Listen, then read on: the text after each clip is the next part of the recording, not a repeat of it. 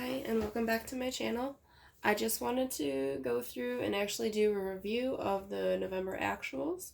I'd gone through and put down all the numbers, and then I was just going to go through and explain a couple of things.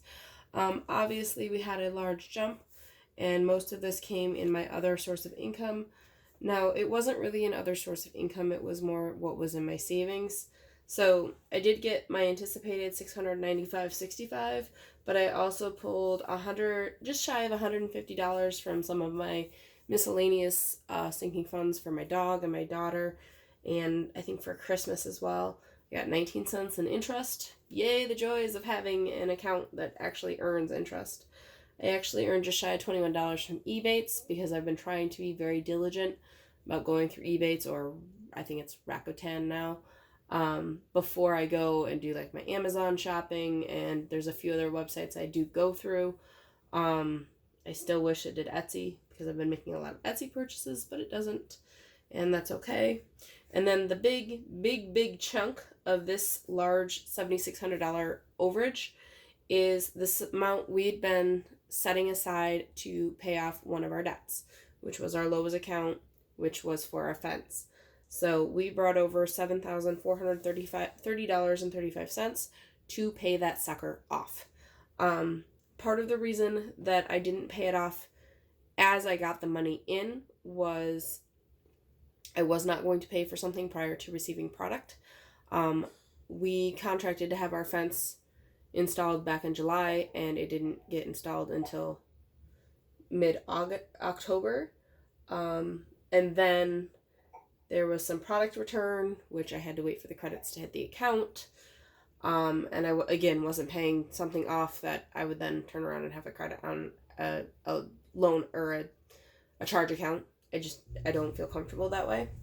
But when everything finally settled, which was shortly after the middle of November, we were able to pay it off, but I wasn't counting on when it would be settled. Most of the others, the daycare expense, this was my poor budgeting. With these three, they're kind of cash. So each paycheck that I have pays for 2 weeks of daycare. So I have 3 paychecks, but only 5 weeks of daycare instead of 6.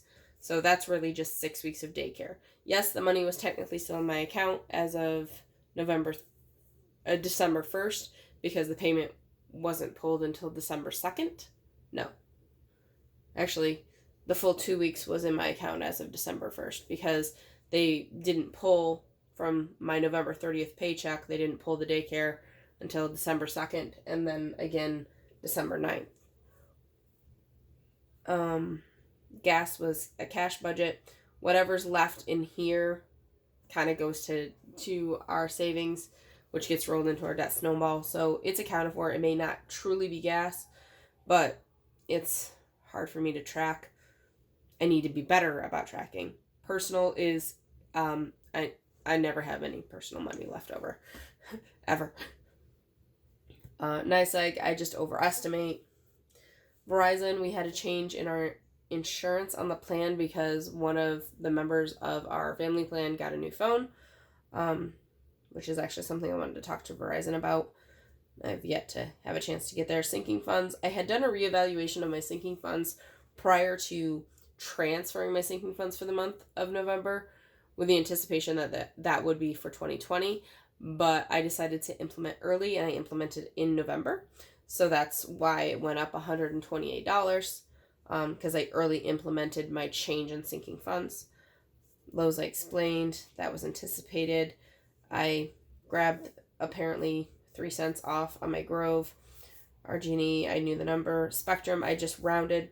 I wasn't 100% certain that this was the new rate. I was pretty confident, and it was. YMCA, I knew. Garbage, I knew. So all that translated down between my overages and underages and extras and whatnots. I actually paid less on my debt snowball than I had hoped, but not by a whole lot. And part of that was due to my poor budgeting. well, considering my poor budgeting up here and my additional sinking funds, that's actually not too shabby. Because I did bring in an extra $187 with my overtime than I had budgeted for. But overall, we were technically over budget by $7,700, almost $7,800. But again, like I said, we did pay up one of our debt payments, and when I finally get a chance to upload my December, you'll see that reflected in my decreased debt balance. But that's it for my November recap. Thanks for watching. If you like this video, give it a thumbs up, and if you wish to see more content like this, click the subscribe button. Have a good night.